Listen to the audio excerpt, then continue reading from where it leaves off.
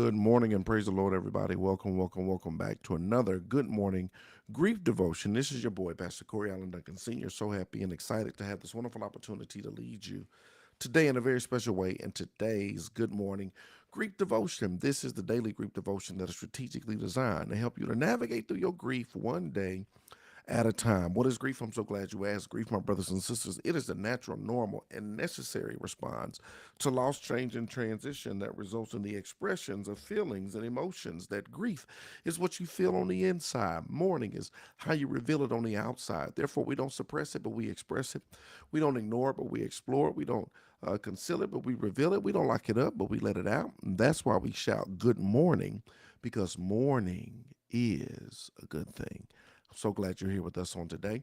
So we lead you in a very special way in this Good Morning Grief Devotion. Make sure you like, share, tag somebody in this post. If it's a blessing to you, I pray it's going to be a blessing to them. We are grateful and thankful for the opportunity to join in on today. Today is day 247. That's right, 247th a day of 2024.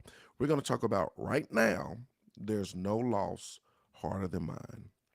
Right now, there is no loss that is harder than mine. Let's talk about it, y'all. Comparing the relative difficulty of people's losses is a zero sum game. It's not that helpful to think about whether my loss is easier or harder than someone else's, right? Yeah, this is when you start talking about loss, we don't compare losses. We don't say, because I lost somebody, you lost somebody, trying to compare whose loss is harder. Like, who plays that type of game, right? That my loss is my loss, your loss is your loss, and we're both suffering in a tremendous way. There is no comparison on whose loss, who lost more, or who loss is harder, or which situation is worse, right? That's not the game that we play. But since grief is an internal experience, all I can ever fully experience is my own loss. I can definitely empathize with the loss of others, and I can imagine what they might feel like to me, but I only completely inhabit my loss. This is something else I really want y'all to consider, because when we navigate through, sometimes we feel, and sometimes they don't, but sometimes I want to give you a different perspective. Sometimes we feel like people don't care, or people, we say, well, you don't understand. And this is the thing, y'all, they won't understand, right? Because when you start to internalize your loss is your loss. Nobody will know to the depths of what you lost. Nobody, no, because nobody had your experiences. Nobody had your minutes and your moments or your memories, right? And so when you say you don't understand, they don't. They don't. And it's not that people don't care. It's just that the intensity of your pain is so severe that any attempt, any outside attempt from anybody to help or to remedy or to whatever the case may be, it may not seem like it's enough, right? Because nobody knows the depth of your loss, right? As you navigate through it. And it's not for them not trying, because people sincerely try and people want to be there as best they can. This is the thing. They can't salve this situation.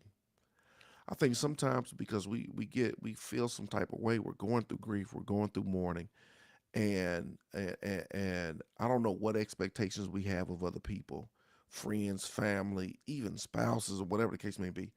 They can't salve they can't salve it in, or they can't solve it, right? There's nothing they can do or say that, number one, is going to bring them back. Number two, that is going to ease the pain in a way that enables you to um, to bear it, right? The thing about grief is the only way through is through.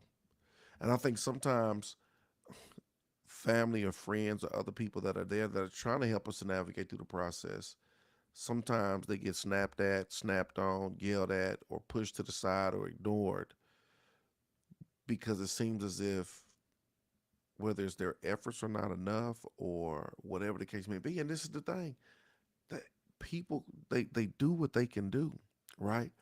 When you start to understand that your loss is your loss and nobody will feel the depth of the pain that you're going through and nobody can salve it or solve it, right?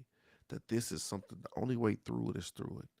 And it's going to take God, it's going to take time, it's going to take intentionality, it's going to take the process of grief and mourning. It's going to take you feeling, revealing, and healing in order for you to navigate through these waters, right? And so, comparing is futile, right? Uh, to compare losses, right? Grief is an eternal experience. All I can ever fully experience is my own loss. I can definitely empathize with the losses of others, and I can imagine what they might feel like to me, but I only completely inhabit my own loss. So to me, my loss is the hardest, even if it's the kind of loss that our culture considers expected or lesser, such as the death of an elderly person or a beloved pet, right? It doesn't matter. I'm treating my grief and mourning as fully justified and legitimate because it is. Yeah, don't let nobody minimize your loss. Don't let anybody minimize your loss. I don't care if it was a pet. I don't care, right? I don't care. I told you my car died. When my car died, I did a video. And going back through my phone in the videos, my kids grew up in that car. That's the only car they knew, right? They grew up. So all of those memories over the last 13 years were in that car. They grew up in it. Vacations, trips, school, first day of schools, all of this stuff. It happened. And there was so many. I mean, I dang near teared up making a video because there were so many memories in there. And I wouldn't dare let somebody try to come and minimize my loss. It's just a car. That's what we not gonna do. That's what we got. Now, grief is the natural, normal, necessary response to any loss, change, and or transition. You don't compare losses, right? You don't say, well, you lost a car, but I lost a child. So you don't compare losses. That does not lessen what I feel regarding the loss that the loss that I experience, right? We don't compare. We don't compare loss, right? We create space for everybody to grieve. We create space for everybody to feel regarding the loss, the change, and the transition that they have navigated through, right? So we don't compare and don't let nobody minimize your loss, period. Here it is. I'm treating my grief and mourning as fully justified and legitimate because it is. Here's the final thought. I consciously choose not to compare losses. I consciously choose not to compare losses. I consciously choose not to compare losses. Today is day 247. Right now, there is no loss harder than mine. Beloved, I'm praying for y'all. Look, stay in the fight, hang in there. We're going to continue to navigate through this thing called grief. We're going to continue to move forward and allow God to heal our hearts. I want y'all to be encouraged. Remember, small steps lead to great distances. This is the daily grief devotion that is strategically designed to help you to navigate through your grief one day at a time. I love y'all with the love of the Lord. I'm going to see y'all tomorrow, same time, same place.